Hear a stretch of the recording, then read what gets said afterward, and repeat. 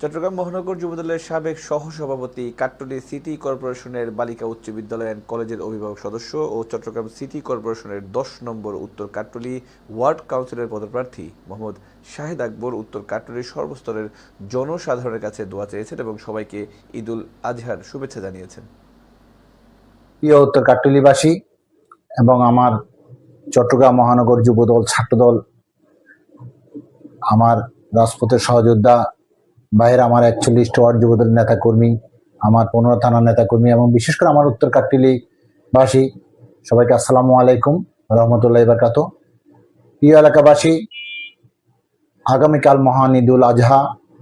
ঈদুল আজহার মধ্য দিয়ে আমাদের হযরত ইব্রাহিম সাল্লাল্লাহু আলাইহি ওয়াসাল্লাম তার প্রিয় পুত্র হযরত ইসমাঈল রাদিয়াল্লাহুকে আল্লাহর রাব্বুল আলামিনের নির্দেশে যে কুরবানির যে মহান ত্যাগ, সেই ত্যাগের মধ্য দিয়ে আমাদেরকে শিক্ষা দিয়ে গেছেন। এটা হচ্ছে ত্যাগ।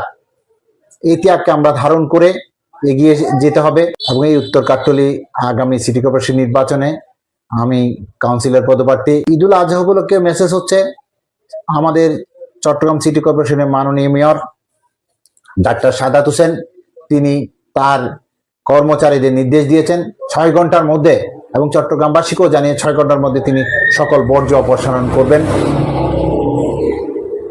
আমাদের উত্তর কাট্টলীবাসী প্রতি আমার উদাত্ত আহ্বান থাকবে, আপনারা গরু জবের পর রক্তগুলো ভালো করে ধুয়ে দিতে হবে পানি দিয়ে, এবং যেখানে ময়লা বর্জ্যগুলো থাকবে একটি জায়গায় সবাই এনে রাখতে হবে। সিটি কর্পোরেশনের কর্মচারীরা এগুলো গিয়ে নিয়ে আসবে।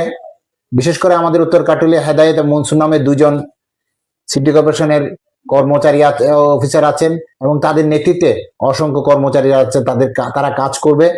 আমরা যুবদল নেতা কর্মীরা এবং আমরা বিএনপি নেতৃবৃন্দ আমরা তাদেরকে সহযোগিতা করব। তাদেরকে আপনারা ফোন করবেন, আপনাদের নাম্বার, ওদের নাম্বার আমি ফেসবুকে দিয়ে দিব। আর যদি ওদেরকে না পান, সরাসরি আমাকে যারা চিনেন আমার নাম্বারে ফোন দিবেন। আমার নাম্বার অনেকের কাছে আছে, আমি প্রয়োজন আমি ফেসবুকে দিয়ে দিব, সবাই ফোন করবেন। আমরা জেনেছি এই যে উত্তর কাট্টলীতে বিগত এই যে ৫ই আগস্টের পরে অনেকগুলো উন্নয়নমূলক কাজ হয়েছে, সেই কাজগুলোতে আপনি প্রত্যক্ষ পরোক্ষভাবে ছিলেন। আসলে কি কি কাজ করেছেন? আমি আসলে মাননীয় মেয়র মহোদয় আমাকে অত্যন্ত ভালোবাসেন। মেয়র মহোদয়ের একটা সাদ ভাই আমাকে অত্যন্ত যেহেতু আমি ১৭ বছর রাজনীতিতে রাজপথে ছিলাম এক যুবদলের কর্মী হিসেবে, ওনার সাথে আমার মাঠের পরিচয়, ওনার ছোট ভাই হিসেবে আমাকে অত্যন্ত পছন্দ করেন। তাই ওনার কাছে আমি যখন আমার উত্তর কাট্টলীর বিভিন্ন কাজ নিয়ে গেছি, তিনি আমার চোখের দিকে না তাকিয়ে স্বাক্ষর করেছেন।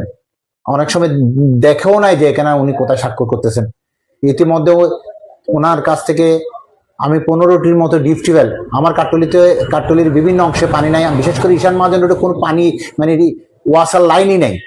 আর উত্তর কাট্টলীর অনেকটা এলাকায় পানি পাওয়া যায় না ওয়াসার।